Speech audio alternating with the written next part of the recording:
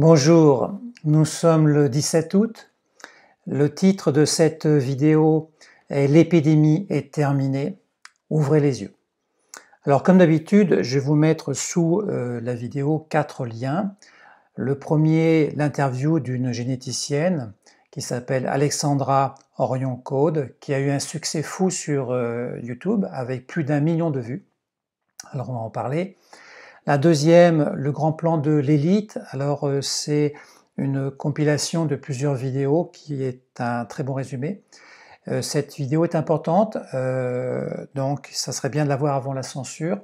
Alors je sais que lors de ma dernière vidéo, j'ai fait des liens et certains liens ont été censurés par YouTube. Ça veut dire qu'il faut les voir assez rapidement et ça veut dire aussi que ces vidéos contiennent la vérité vraie. Voilà, ça c'est important. Une troisième vidéo qui est le dernier compte-rendu de Didier Raoult, bon, c'est important en France, et puis une synthèse pertinente de François. Je vous rappelle que François est un des rares médias indépendants aujourd'hui.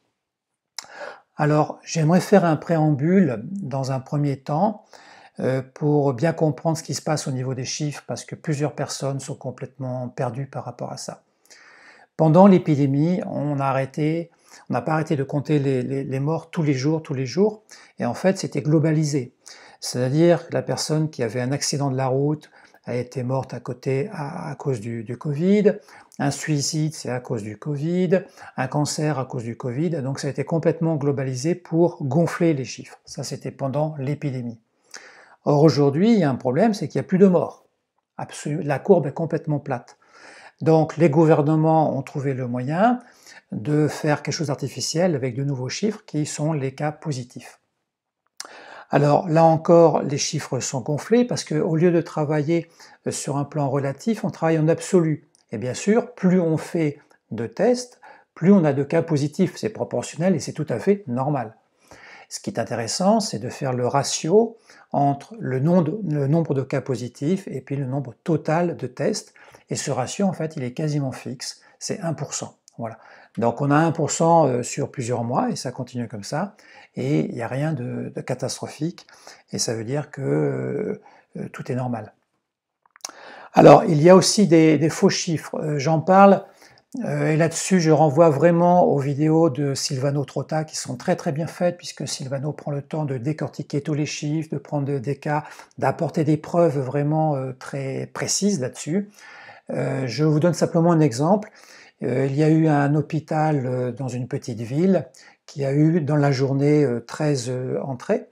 Il y avait une entrée due à des problèmes de respiration, non pas le Covid, mais c'était plutôt la canicule parce qu'il faisait très chaud à ce moment-là. Et 12 entrées où ce n'était pas lié au Covid, c'était d'autres pathologies. Et le gouvernement fait un amalgame de tout ça en disant, ben voilà, il y a eu 13 entrées et 13 cas liés au Covid. Voyez. Alors ce genre d'amalgame est quand même très très gênant, tout simplement pour gonfler les chiffres et pour continuer à nous faire peur. Alors c'est l'épidémie de la peur, oui, celle-là elle continue. Voilà ce que je voulais dire en préambule. On va commencer par le compte-rendu de Didier Raoult du 4 août, qui a voulu faire un point au moment où il revenait de ses congés. Il nous dit qu'il y a eu quelques changements au niveau du profil des cas, notamment chez les jeunes. Il y a eu quelques clusters liés à la population des jeunes qui ont voulu faire la fête, c'était leur décision. Et du coup, voilà, il y a quelques clusters, mais il n'y a pas que ça, il y a aussi une augmentation des maladies sexuellement transmissibles qui s'est passée en même temps. Alors à noter que bien sûr, il n'y a aucun mort chez les jeunes, et il n'y en aura jamais, puisque les médecins sont d'accord pour dire que ce ne sont pas les jeunes qui sont touchés, mais plutôt les personnes âgées. Concrètement chez lui, à Marseille, à l'IHU, le dernier mort à Marseille remonte donc au 5 juin, donc c'est déjà assez vieux, et depuis, il n'y a absolument aucun mort. Alors c'est important de le souligner, parce que ça fait partie de la réalité, et lui, il en conclut que l'épidémie est terminée. Alors, on va voir une vidéo majeure pour moi, parce que elle est très bien faite. Il y a eu 1 million de vues sur YouTube en 15 jours, je crois, c'est très, très important, et c'est normal. Donc je vous ai mis une fois de plus le lien sous la vidéo pour accéder à cette vidéo. Au passage, je remercie TV Liberté d'avoir fait cette interview. C'est la première chaîne audiovisuelle alternative de France, autonome et indépendante des oligarques. Alors, cela fait du bien d'avoir quand même un vent de liberté et un vent d'expression. Alors, je remercie TV Liberté d'avoir invité quelqu'un qui commence à être connu maintenant. C'est Alexandra Orion-Caude, qui est généticienne, spécialiste de l'épigénétique, ancienne directrice de recherche de l'INSERM, tout de même, et directeur actuel de recherche de Simplissima, et elle est en plus membre du comité éthique d'Île-de-France. Alors, je salue cette personne qui est une véritable scientifique authentique, en conscience, par son charisme, par son courage, et aussi par sa dimension humaine, vous allez voir dans la vidéo. Elle s'autorise à parler librement, elle tranche avec la langue de bois des pseudo-spécialistes du comité scientifique et livre sans détour des certitudes, et elle nous apporte des preuves. Alors cette interview est peut-être un peu longue, environ 50 minutes, c'est pour ça que je vous ai fait un résumé en allant à l'essentiel sur des points fondamentaux. À la minute 6, elle nous dit que le virus du Covid présente une séquence particulière entre deux protéines. C'est la première fois qu'un virus présente cela, donc ça l'a intrigué, et de ce fait, le virus est reconnu immédiatement par le corps humain et peut être répliqué par le corps humain. Donc c'est quelque chose d'assez particulier. Alors elle nous dit qu'il y a deux solutions. Soit c'est le hasard, un hasard incroyable, quelque chose qui n'arrive jamais comme ça, ou bien une manipulation humaine, ce qui est fort probable pour elle. Du moins c'est son point de vue. Alors je vous rappelle que le professeur Montagnier, au tout début de l'épidémie, donc c'était début avril je crois, avait fait le même constat et il a dit qu'il y avait une séquence particulière dans le Covid qui pourrait ressembler à un morceau de VIH du sida. Bon, c'est lui qui l'avait affirmé, mais ça recoupe un peu ce que nous dit cette généticienne. À la minute 10, on dit que lorsque le Covid est arrivé en Italie du Nord, les Chinois sont arrivés très rapidement en Italie pour dire qu'ils maîtrisaient totalement donc cette épidémie et qu'ils apportaient des conseils aux Italiens. Alors le premier conseil, c'était de ne pas donner d'anticoagulants, alors que c'est faux, bon, justement il fallait le faire. Ensuite, ils ont dit qu'il ne fallait surtout pas faire d'autopsie. Et en fait, si on avait fait des autopsies, on aurait vu que ce n'était pas un problème pulmonaire, mais vasculaire, voilà, rapidement. Et les Italiens se sont autorisés à faire des autopsies, mais plus tard. Alors, ils ont été complètement trahis par les Chinois, et donc Alexandra, elle nous dit ce comportement des Chinois est tout à fait suspect. Pourquoi ils ont fait ça? Donc je crois que la question est bien posée. À la minute 15, elle nous dit que la meilleure des immunités, parce que le plus important dans un cas de grippe ou de virus comme cela, c'est l'immunité. Donc s'aérer, sortir dehors, aérer la bouche, faire du sport, aller à la plage, aller au soleil, ne pas avoir peur, parce que le stress n'est pas bon, pas de masque et pas de confinement. Or, ce qui s'est passé, c'est que l'OMS donc nous a dit tout l'opposé. Donc elle s'interroge beaucoup sur ce fait-là, et c'est pas du tout logique, et elle dit que c'est incompréhensible pour elle en tant que scientifique.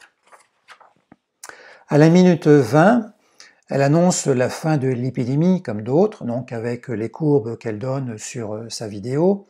Et elle nous dit au passage que le Covid craint la chaleur. C'était aussi quelque chose qui était dans le doute, mais bon, elle le confirme. Il y a une exception, c'est Mayotte. Où Mayotte, il y a eu un confinement important. Et le fait de confiner les gens, eh bien effectivement, il y a eu un peu plus de morts à Mayotte. Donc c'est expliqué par le confinement. À la minute 24, très intéressant, elle nous dit qu'il n'y aura pas de deuxième vague. Cela n'a jamais existé sur le plan de la virologie. Elle a beaucoup cherché parce que les médias ne parlent que de ça, et en fait, elle n'a rien trouvé. Donc ça, elle affirme de manière claire en tant que scientifique qu'il n'y aura pas de deuxième vague. Alors je vous rappelle que les chiffres sont quand même à la baisse, les chiffres de l'OMS, les chiffres des États-Unis. Je rappelle que la Floride, sur un plan officiel, le nombre de cas positifs est passé de 90 000 à 10 000, donc une diminution considérable, due à quoi? À des erreurs. Ils ont reconnu qu'ils ont fait des erreurs, donc le chiffre a baissé. Même chose au Québec, et en France c'est un peu l'inverse, c'est-à-dire que les chiffres montent de plus en plus, ça c'est plutôt l'approche européenne. Alors on assimile bien sûr toutes les difficultés respiratoires de la canicule qu'on a eue au Covid. C'est un peu facile parce que je vous rappelle qu'en 2003, il y a aussi une canicule importante en France, et il y a eu beaucoup de décès au niveau des personnes âgées, avec des consignes strictes. Donc on a vécu un petit peu avec cette petite canicule la même chose. Alors je vous renvoie vraiment à Silvano Trotta parce qu'il le fait de manière parfaite sur l'expression des chiffres et puis les sources des chiffres, et pour nous expliquer ce qui se passe aujourd'hui. À la minute 31, elle nous dit qu'il y a eu beaucoup de morts en Italie du Nord plus qu'ailleurs en Europe, et elle explique de manière précise aussi que c'est ce qu'on appelle une interférence virale. En Italie du Nord, donc c'était en octobre 2019, il y a eu une campagne de vaccination de la grippe, je dirais, saisonnière, importante, puisque les Italiens avaient accepté de se faire vacciner. Et ensuite, il y a eu à nouveau une vaccination contre la méningite, c'était en janvier 2020, et le Covid arrive juste derrière, donc en février 2020. Donc il y a eu 3 événements consécutifs où le corps humain a été très perturbé, c'est ce qu'on appelle une interférence virale, c'est beaucoup trop, et du coup le système immunitaire est perdu. Et comme il est perdu, on n'a pas, le corps ne peut pas se récupérer comme il faut, et les personnes âgées décèdent plus facilement. Alors je vous rappelle quand même un point important, c'est début août, Bill Gates qui nous dit froidement, comme ça, il n'y aura pas un vaccin, parce que ça ne suffira pas, il y en aura 2 ou 3 en 2021. Alors vous voyez que le fait de faire 2 ou 3 vaccins rentre dans l'interférence virale, et là il peut y avoir, des effets graves. Alors attention aussi, elle nous dit un point important, c'est la minute 41, ne pas vacciner des personnes qui ont eu le Covid sans le savoir. Et il y a beaucoup de personnes dans ce cas-là, parce qu'on va rentrer dans une interférence virale. Donc généraliser de manière obligatoire un vaccin, ce n'est pas du tout souhaitable. Je vous ai mis aussi en lien sous la vidéo une excellente synthèse de François. Je vous rappelle que François est un rare média, encore indépendant. Je vous rappelle que la presse et les médias en France sont pilotés par 8 milliardaires, et que François fait un peu une exception par rapport à ça. Alors j'en ai parlé dans une autre vidéo au niveau des médias. Alors on nous apprend que pendant le confinement, il y a des cliniques privées qui n'avaient plus de malades, et du coup elles ont demandé le chômage partiel. C'est une aberration en période de crise sanitaire, des cliniques qui demandent un chômage partiel. Voilà. Ça s'est passé pendant l'épidémie. Ensuite, on a eu droit à 2 mises en scène absolument incroyables en France. Les TGV qui ont transporté des personnes affectées par le Covid de l'Est vers l'Ouest. J'en sais quelque chose parce que ma fille est infirmière à Bordeaux. Elle a été mobilisée pour ouvrir plein de salles. Et en fait, elle n'a même pas rempli les salles. Elle a recueilli, je crois, une vingtaine de personnes, et puis c'est tout. Donc là, il y a eu un effet médiatique, important.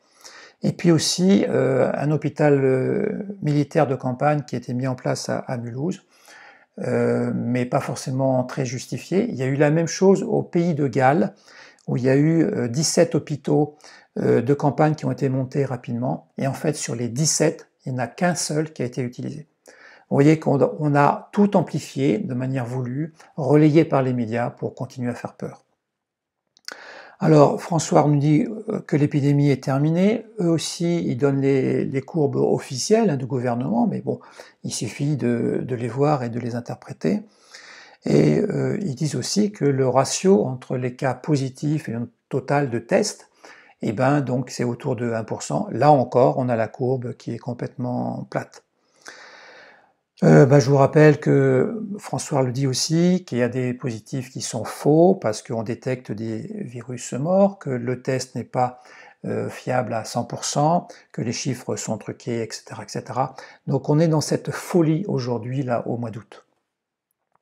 Je vous ai joint aussi sous la vidéo une synthèse de 4 petites vidéos très bien faites qui nous montre le plan de l'élite, un plan quasiment incontournable, on avance petit à petit là-dessus, avec la vaccination des animaux par le nez, avec la lourdeur du protocole des tests PCR qui est exagérée, vous verrez pourquoi, l'utilisation des nanoparticules, voilà, qu'on va retrouver bien sûr dans les vaccins, et puis l'objectif de la 5G. Là, je vous laisse regarder ces vidéos qui sont vraiment très bien faites, et bien sûr, faites-le assez rapidement avant la censure. Alors, une petite conséquence qui a lieu là en ce moment, c'est que le monde de l'entreprise est très difficile, il y a des entreprises qui ont fermé, et pendant ce temps, les GAFA montent, n'ont jamais gagné aussi d'argent. Et puis, il y a Apple qui se démarque, puisque Apple explose en bourse. L'action d'Apple n'a jamais été aussi haute. Alors, je vais vous dire pourquoi. Parce qu'aujourd'hui, on cherche des valeurs refuges. Il y a eu l'or, bien sûr, qui est la valeur refuge traditionnelle. Vous savez que l'or, là, il y a une quinzaine de jours, a atteint des sommets historiques. Donc ça, c'est important de le savoir. Et les personnes cherchent autre chose que l'or. Et du coup, ils ont trouvé des actions d'Apple. Et c'est pour ça que Apple est considéré aujourd'hui comme une valeur refuge. Donc il y a l'or et Apple. Alors ça, c'était pas du tout prévu par les traders. Ils s'attendaient pas du tout à ça. C'est quelque chose d'un peu nouveau qui se met en place. Alors moi je vous mets en garde, et j'en ai déjà parlé dans mes vidéos sur le plan du système financier, c'est que lorsque les personnes donc trouvent des valeurs refuges de cette manière-là, eh ben, le krach boursier, financier n'est pas très loin. Il pourrait avoir lieu, je pense, peut-être avant la fin d'année. Donc là encore, je vous mets en garde et allez voir donc la vidéo que j'ai déjà fait à ce sujet-là. Alors Apple, c'est un monstre. Il faut savoir que Apple, c'est l'équivalent du CAC 40, donc les 40 entreprises les plus fortes en France. Et vous voyez la taille, on est au-dessus, je dirais, des pays, des gouvernements. Donc là, la puissance financière d'Apple est considérable. Alors, comme d'habitude, je vais terminer par des bonnes nouvelles. La bonne nouvelle, c'est que Bill Gates ne vaccine pas ses enfants, c'est un petit peu connu. Alors merci à lui, parce qu'il nous prouve que justement le vaccin est dangereux.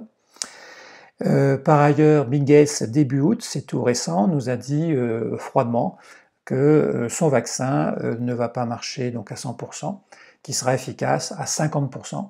Alors ça veut dire quoi un vaccin efficace à 50%? Donc du coup, il devient moins crédible. Et puis, il y a peut-être une notion d'échec en disant le premier vaccin ne va pas marcher, il en faudra un deuxième, un troisième, mais où est-ce qu'on va? C'est quelque chose qui est non maîtrisé, à part gagner de l'argent. Et il y a une notion aussi qui gêne beaucoup, c'est vite fait et mal fait.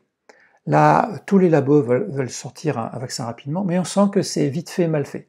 Donc là, attends, on n'est pas des cobayes, ça demande quand même une mise en place sérieuse. Alors l'autre bonne nouvelle, manifestation dans la rue, vous avez vu à Berlin, début août, la police annonce 17 000 personnes dans la rue. En fait, il y a des Allemands qui m'ont envoyé des mails et qui m'ont confirmé ce qui s'est passé là-bas. Et ben c'est plutôt plus proche de 1,3 million. Voilà, ça c'est une très bonne nouvelle. Ça s'est passé dans la paix et à Berlin.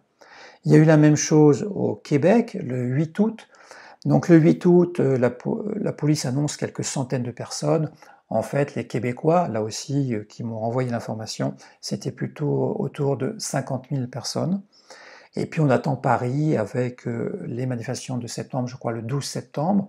On verra si la France va vraiment se réveiller. Alors, j'aimerais terminer par la sagesse des peuples premiers. Vous savez que j'étais très proche d'eux.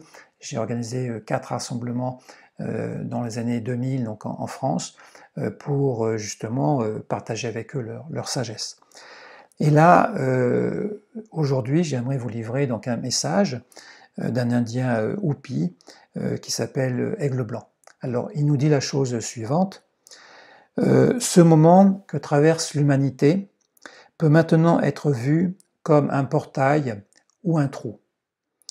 La décision de tomber dans le trou ou de passer le portail vous appartient. Si vous consommez les nouvelles avec pessimisme, vous tomberez dans le trou.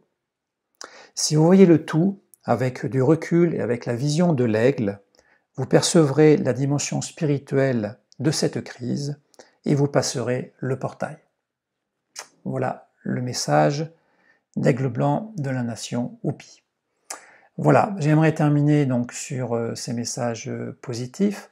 Je vous invite énormément à relier les informations, à partager, parce que c'est important. Aujourd'hui, il y a encore beaucoup de personnes qui se réveillent, quoique pas mal de personnes aujourd'hui prennent conscience de la situation, que c'est de pire en pire, donc il y a des choses qui ne vont pas, et c'est très bien comme ça. Alors, je vous dis à très bientôt pour une prochaine vidéo, et je vous dis au revoir. Merci à vous.